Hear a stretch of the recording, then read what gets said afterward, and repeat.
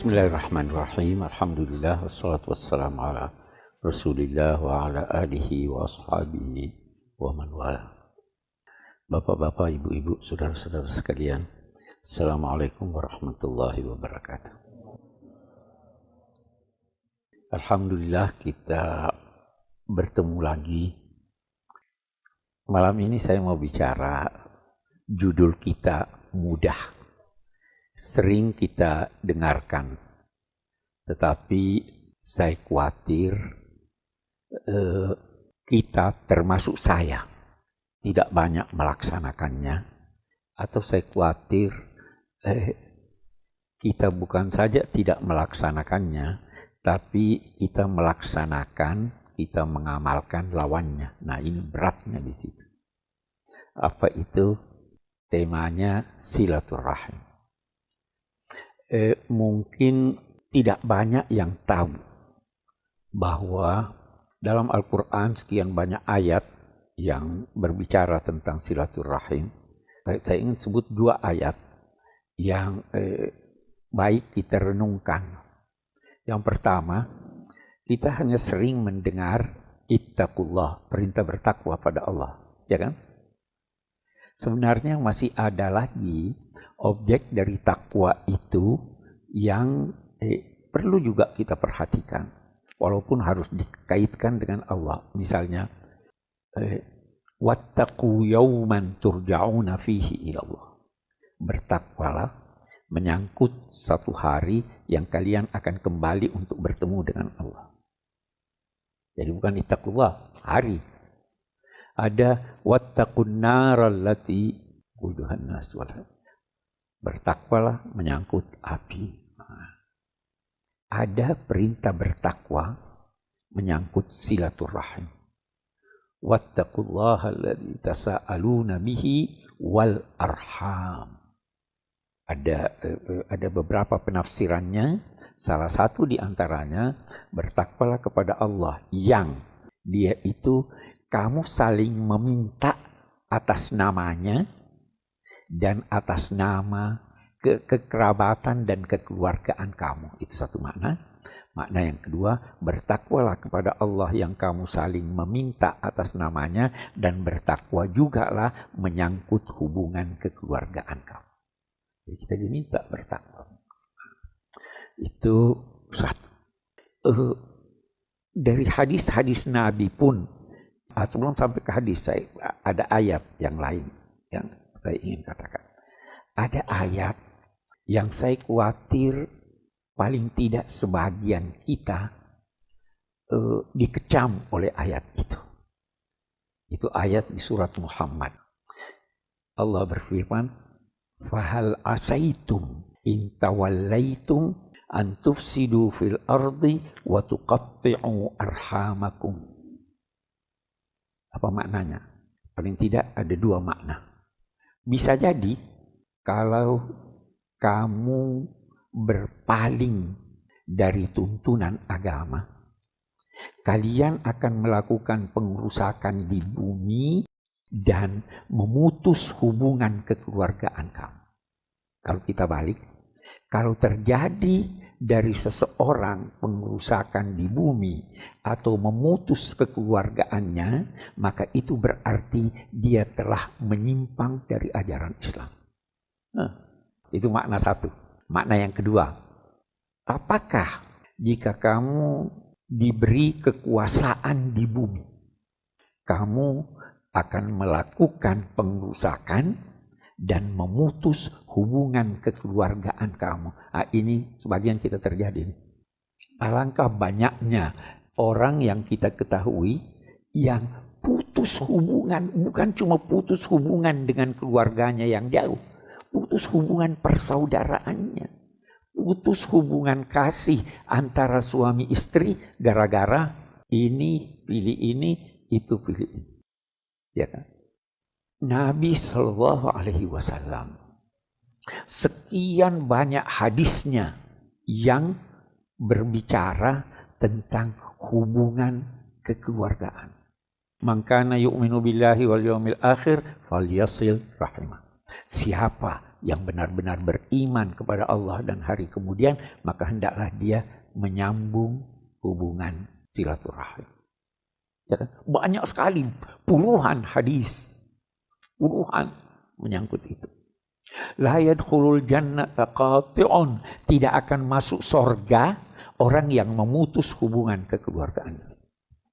Walaupun ulama memberi penafsiran yang sedikit meringankan, kalau bunyi hadis ini tidak masuk surga. Tapi kata yang lain bisa ditafsirkan tidak masuk surga dalam rombongan awal, dia akhir baru masuk surga. Nah, sekarang mari kita lihat apa sih silaturahim itu?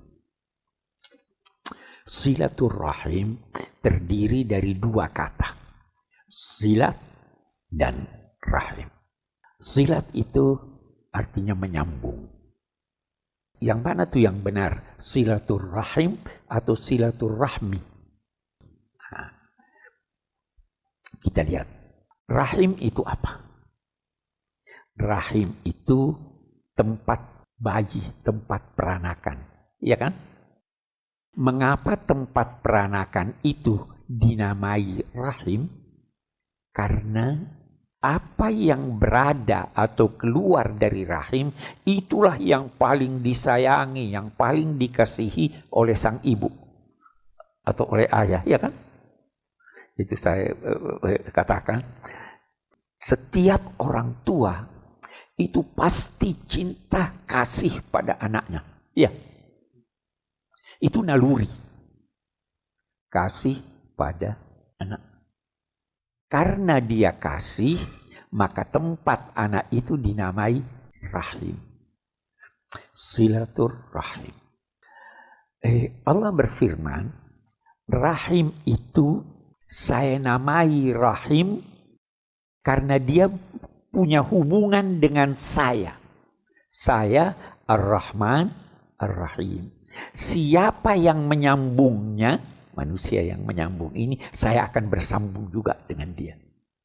Siapa yang memutus hubungan rahimnya, saya juga putus hubungan dengan dia. Jadi rahim terambil dari Rahim, Rahman. Persoalan yang muncul kemudian, siapakah rahim itu yang perlu kita sambung hubungan, ya kan? Kalau dalam bahasa Indonesia, rahim itu keluarga, hubungan kekeluargaan. Keluarga itu siapa? Siapa yang dinamai keluarga? Oh, ini beda pendapat ini. Di kartu keluarga itu pembantu masuk enggak? Masuk. Nah, ini sudah beda pendapat ulama sekarang.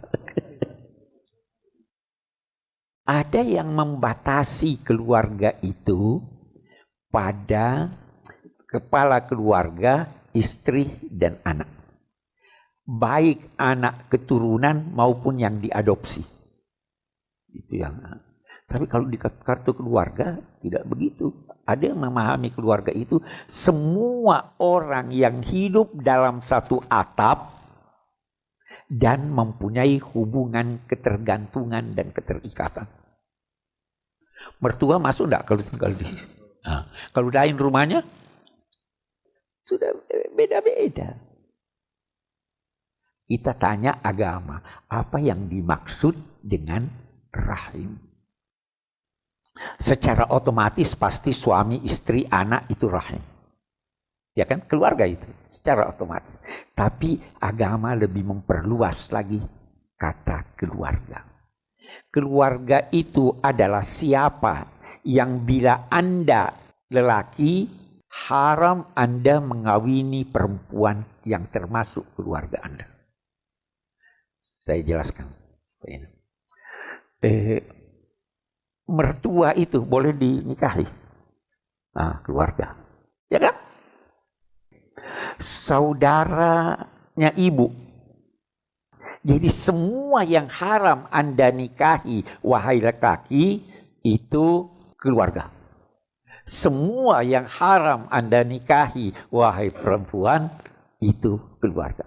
Luas enggak ini? Luas. Ada yang lebih memperluas. Itu yang paling sempit itu. Jadi kita tidak memahami keluarga itu hanya istri dan anak. Mertua Anda, keluarga Anda. Saudara bapak Anda, keluarga Anda. Haram dikawini kok. Tante Anda, keluarga Anda. Nah, kita sekarang bertanya, sepupu keluarga atau tidak? Nah, boleh dikawini sepupu atau tidak? Boleh dikawini sepupu. Yang memperluas makna keluarga apa? Yang memperluas segala yang mempunyai garis keturunan darah dengan Anda, baik dekat maupun jauh. Jadi paman itu punya garis keturunan dengan Anda atau tidak? Ini dia perluas. Itu keluarga. Saya ingin melangkah lebih jauh. Keluarga itu, apapun yang kita namakan rahim, itu diciptakan oleh masyarakat atau diciptakan oleh naluri manusia. Siapa yang menciptakan itu keluarga? Kenapa bisa ada keluarga? Ya kan? Semua kita ada keluarga. Ada orang-orang, sementara orang di barat berkata itu sebenarnya masyarakat yang ciptakan. Kalau dalam agama itu diciptakan oleh naluri manusia. Kita lihat sekarang. Perkawinan diatur oleh agama atau tidak? Diatur oleh agama. Orang-orang yang tidak memerhatikan aturan-aturan agama, kawin juga ya. Kawin atas dasar apa? Bukan agama.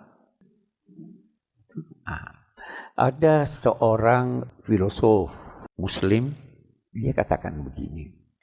Ada dua bukti, paling tidak dua bukti dalam kehidupan keseharian kita yang menunjukkan bahwa keluarga itu adalah ciptaan naluri manusia. Yang pertama, hubungan anak dengan orang tuanya. Itu tercermin juga paling tidak dalam dua hal. Ibu perempuan itu selalu mendambakan anak. Dia merasa kekurangan kalau tidak punya anak. Sampai-sampai kalau dia tidak punya anak, di barat pun barangkali dia ambil anjing, dia jadikan. Iya kan? Dia butuh sesuatu yang dekat pada dia. Dia merasa bukan berkekurangan dari segi sosiologis, tapi dari segi psikologis dia merasa kekurangan kalau tidak ada anaknya. Iya. Nabi-nabi pun begitu kalau kita dalam. Iya kan? Nah, yang kedua, kita perhatikan hubungan antara anak dan ibu bapaknya itu tidak seperti hubungan antara anak anjing, anak kucing, anak binatang dengan ibu bapaknya. Kalau bapaknya anjing, itu dia selesai membuahi, dia pergi. Ya, ibunya masih bertahan. Tetapi begitu lahir, hanya beberapa saat dia sudah biarkan. Kalau manusia bagaimana? Dia tidak biarkan. Hubungan di dalam itu keluarga, naluri. Ada orang yang begitu terikat dengan anaknya, keluarganya, sampai-sampai karena terlalu terikat menghambat perkembangan psikologis anak itu. Tidak boleh juga terlalu terikat, terlalu takut. Ada ibu anaknya mau naik tangga, takut, jangan. Itu ada ilmuwan berkata, kita mestinya tiru monyet. Monyet itu dekat sama anaknya, iya. Tapi kalau begitu dia mulai dewasa, dia usir, pergi. Tapi dia awasi dari jauh. Oke. Yang penting ini yang pertama, bahwa keluarga itu adalah kebutuhan psikologis manusia, diciptakan oleh naluri manusia, itu yang pertama. Yang kedua, dia katakan begini, kata Profesor Al-Aqad, dia bilang, saya tidak mau hanya melihat kondisi masyarakat, baik yang primitif sampai yang terlalu maju sekarang ini dari segi poin pertama tadi. Tapi saya ingin melihat langsung ke masyarakat barat. Dia bilang itu di barak-barak militer. Sudah dewasa. Mereka juga berkumpul satu sama lain. Bisa makan bersama dan sebagainya. Tetapi kita lihat bahwa mereka tetap rindu pada orang tuanya.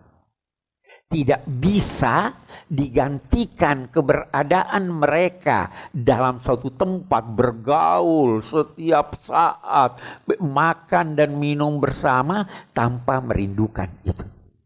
Itu karena naluri manusia membutuhkan keluarga. Oke? Nah, kita lihat sekarang. Itu sebabnya dalam Islam perkawinan itu harus merupakan gabungan hubungan antar dua keluarga, bukan antar dua orang. Kenapa? Karena kalau ada cekcok, kembalinya ke keluarga kan? Karena ini naluri. Dia ingin menjaga keluarga-keluarga ini. Kalau ada kawinan, orang baca biasa khutbatun nikah, salah satu ucapan itu ausyaja bihal arham. Dengan perkawinan itu Allah menggandengkan, menyatukan hubungan kekeluargaan. Oke.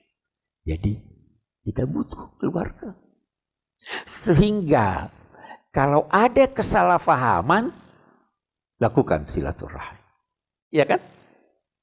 Silaturahim itu begitu ditekankan oleh agama, ada dua yang saya ingin katakan. Yang pertama, kalau ada yang cekcok, Anda hendaknya melakukan perbaikan hubungan antara dia, kalau perlu bohong. Boleh bohong atau tidak? Prinsipnya tidak boleh kan? Tapi demi menjaga hubungan ini, bohonglah. Luar biasa ini ya. Demi memperingatkan tentang pentingnya hubungan itu, sehingga apa yang dilakukan? Tidak dibenarkan seorang muslim meninggalkan saudaranya karena benci padanya lebih dari 3 hari. Anda masih ditoleransi. Habis 3 hari, tidak ada. Hubungan harus pulih. Jangan anggap silaturahim itu hanya setelah lebaran. Setiap saat. Ini kan persoalan kita kan di sini nih. Itu sebabnya sebenarnya sekarang banyak cara ya untuk melakukan silaturahim. Tapi sebagian cara itu justru memutus silaturahim. Saya lihat WhatsApp itu, aduh. Ada enggak yang putus silaturahim melalui WhatsApp? Nah, Anda tanpa sadar memutus hubungan orang melalui ini kan? Padahal itu mestinya jadi alat kan untuk menghubungkan. Saya ada beberapa grup. Terus terang sebagian saya tidak pernah baca. Tapi saya mau menarik diri, dianggap nanti putus silaturahim. Jadi biar aja deh. Tapi ada juga yang bagus-bagus, kita tambah ilmu, kita tambahin, iya kan? Oke, sekarang kita sudah bisa memahami betapa pentingnya silaturahim itu, karena dia adalah kebutuhan jiwa kita, bukan hanya kebutuhan karena kita bermasyarakat. Oke. Sekarang kita lihat lebih jauh. Untuk menghubungkan kekeluargaan itu, melakukan silaturahim itu banyak caranya. Ulama-ulama berkata, yang pertama, coba tanya kabarnya bagaimana. Anda itu, walaupun apa kabar? Itu sudah silaturahim itu, ya kan? Ngomong dong. Nah, memang kita biasa kalau ditanya apa kabar, selalu jawabannya ya baik-baik saja, alhamdulillah, ya kan? Tapi sebenarnya bukan itu yang dimaksud dengan apa kabar. Bagaimana keadaanmu? Ada problem atau tidak? Sakit atau tidak? Itu sebenarnya tujuan tanya. Atau salam. Anda tidak ketemu dia, tanya temannya, bagaimana kabarnya? Tolong titip salam sama dia, doa. Itu sudah silaturahim. Ya kan? Anda ketemu orang ini tidak sebut-sebut dia, tidak ingat dia. Tidak benar dong. Kalau Anda tanya apa kabarnya, Anda tahu keadaannya, maka kalau dia senang, Anda bersyukur, alhamdulillah. Kalau dia dalam keadaan susah, Anda berusaha membantu. Akhir silaturahim. Karena itu salah satu bentuk silaturahim, kirim hadiah. Nah, salah satu bentuk silaturahim, berusaha menunjuki dia jalan yang benar.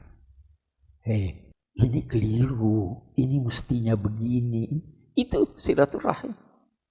Dan kalau tadi kita katakan ada ibu, ada bapak, ada mertua, ada menantu, ada ini segala. Itu semua adalah kerabat.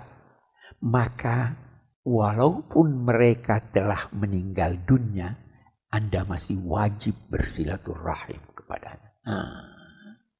Kita tanya sekarang. Saya tidak mau dengar jawabannya. Masing-masing menjawab sendiri. Kalau orang tua Anda sudah meninggal, masih silaturahim atau tidak?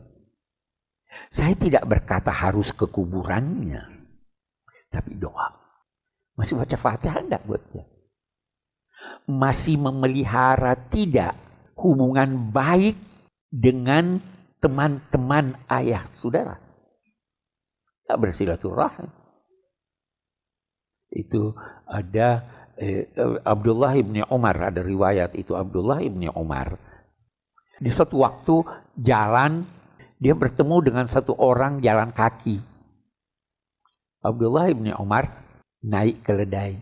Dia turun dari keledainya. Dia katakan, naik di sini. Dia punya serban, dia kasih serbannya. Temannya Abdullah ibni Umar berkata, dia kan sudah terbiasa itu jalan kaki. Kenapa kamu kasih ini? Dia bilang, ini orang dulu selalu dengan ayah saya, Umar bin Khattab. Jadi saya kasih dia. Saya hormat sama orang tua saya. Silaturahim. Itu Aisyah istri Nabi. Itu tidak cemburu pada istri-istri Nabi yang lain yang masih hidup. Cemburunya sama siapa? Kenapa dia cemburu? Karena Nabi selalu ingat teman-teman Khadijah. Pernah Nabi marah. Itu orang tua sudah keriput, kamu masih ingat dia. Tuhan sudah ganti buat kamu yang lebih cantik, lebih muda dan sebagainya. Kata Nabi, tidak ada yang bisa ganti saya. Dia membantu saya waktu saya terjepit. Dia memberi saya anak yang tidak diberikan oleh istri-istri yang lain. Bagaimana saya mau lupa dia? Ada saudaranya Khadijah pakai sendal. Kalau sendalnya dia jalan itu bunyinya khas.